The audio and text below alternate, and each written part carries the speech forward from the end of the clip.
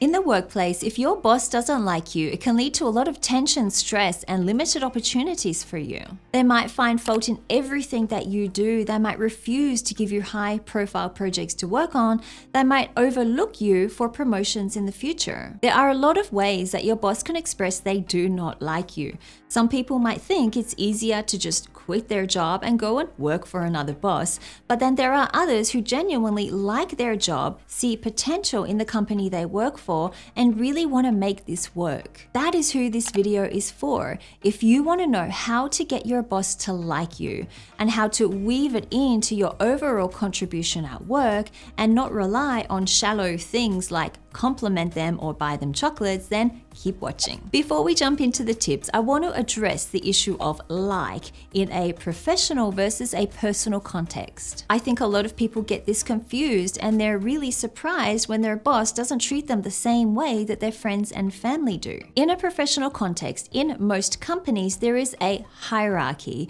The hierarchy is an invisible barrier that separates the boss from his or her subordinates or team members. This hierarchy makes it clear that the boss is the one who makes the final decision and who assumes responsibility, and the team members are the ones who perform the tasks that the boss requests. Let's compare this to a personal context where this hierarchy doesn't exist. You and your friends are at an equal level, and there's some kind of unwritten expectation that you'll make decisions together and that your input is weighed as equally as your friend. This hierarchical difference impacts the concept of like and how like is expressed in a professional context versus a personal context. At work, your boss won't and shouldn't act as though they're best friends with you. They won't react the same way when you're upset. They won't constantly agree with you, and they won't worry if they're stressing you out too much. You might interpret this as them not liking you, when in reality, all they're doing is maintaining professional boundaries and making sure that the work gets done. At the end of the day, you can't and you shouldn't expect your boss to express that they like you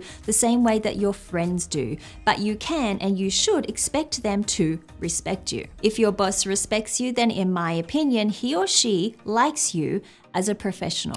So let's look at how you can get your boss to like you or respect you in the workplace. The first thing that you need to do is to understand what they expect from you. And this is important if you are starting a new job or if you're continuing with an old job. You need to understand what their expectations of you are in order for you to be able to meet those expectations or exceed those expectations and get them to like you. Expectations give you direction. They tell you what your boss wants from you. Without expectations, you have no direction to follow. You have no guideline to follow as to how you can get your boss to like you and to be on your side. It's just like driving a car. If you don't have any direction to follow, if you don't know where you're going, you'll just end up driving around and round in circles, getting nowhere. So if you're somebody who wants your boss to like you, then I recommend that you organize a one-on-one meeting with them and try to find out what it is they expect from you. You can do this every time you start a new job, have a conversation with your new boss as to what they expect from you. If you get a new boss in your team, then ask them that same question. What do they expect from you? You can also do this for every task or project that you're working on.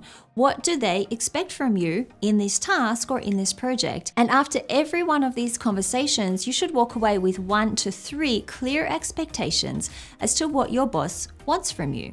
This is one way you can get one step closer to them liking you. Once you understand their expectations, then you can work at making their job easier. And the best way to do this is to help solve problems, not to bring them problems. Because every time you bring your boss a problem, it requires time, mental energy, or some other kind of resource from your boss to help you solve that problem or to solve that problem for you. This takes away those resources from other tasks that your boss has to perform. I'm not saying that you shouldn't approach your boss when you have a problem. You should absolutely feel that you can go to your boss if you need help or support in some way, and they should absolutely support you in moving through that problem.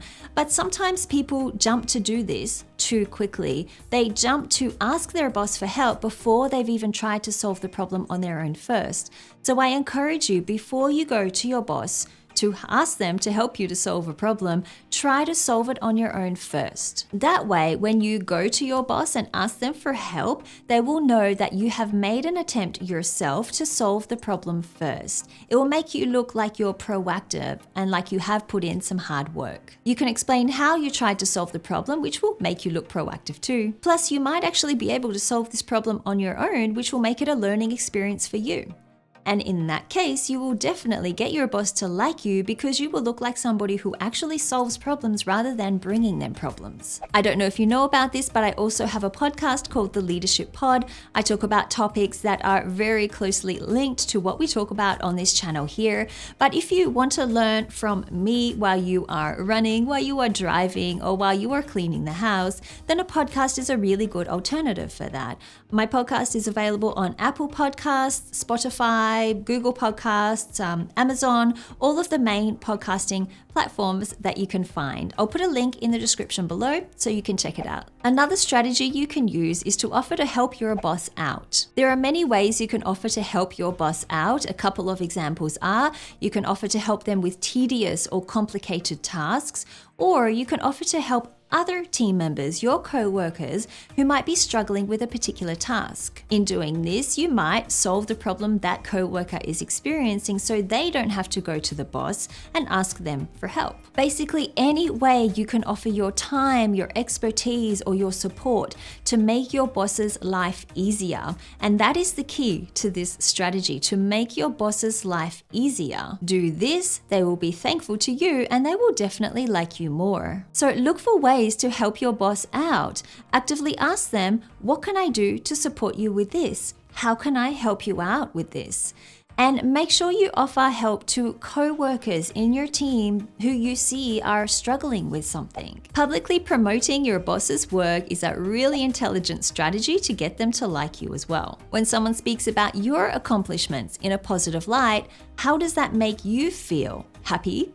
Sad, proud, or ashamed? And then how does it make you feel about that person who was bragging about you to other people? Does it make you like them more? Or does it make you think they are a dreadful person? You see, when we promote or lift others up, especially in a public situation, it has a profound impact on how they feel about us. Most of us are too shy or reserved to talk about our accomplishments, and in many cultures, it's actually not socially accepted. You will often be seen like you're bragging or like you're being boastful, and you could be labeled as vain or arrogant. In Australia and in other countries, there's a concept called tall poppy syndrome, where people are resented, disliked, or criticized due to their success. And if they're boastful or if they act in ways that is seen as flagrant, they'll be cut down by their peers because the tall poppy can't rise higher than everyone else in the group. So we have this pressure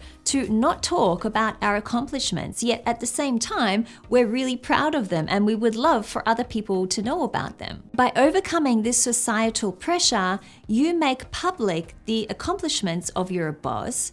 They get recognition for their accomplishments and you get them to like you. Another strategy that Jack Welch talks about in his book is to give your boss more than what is expected. Meaning, instead of performing the exact task that your boss asks of you or answering the exact question that they ask and giving no additional or further information, you should take it one step further. Provide them additional information than what they asked for, or give them the answer that they want, as well as a fresh new perspective. Jack Welch said that this strategy helped him to get out of the pile. He said that if he had have just answered his boss's questions, it would have been really tough for him to get noticed. And I think we can all say that Jack Welch had a pretty successful career. So think about how you can give your boss more than what is expected.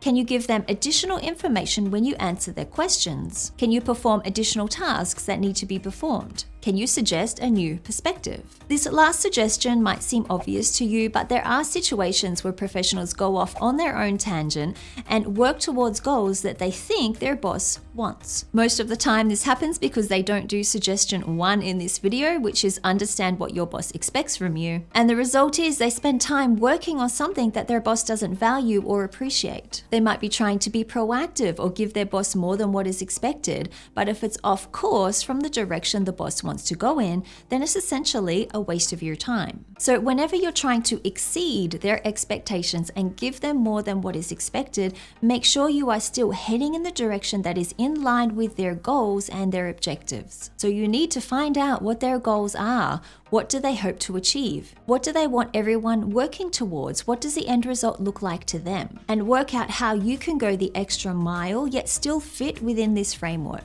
Getting your boss to like you is tied in really closely with how to be professional at work, and that is linked to business etiquette in the workplace, which is what I talk about in this video up here. Thank you so much for watching this video. I do hope you liked the tips that I shared with you. If you did like it, please hit the like button below. Subscribe to my channel for more content like this in the future, and I will see you next week in another video.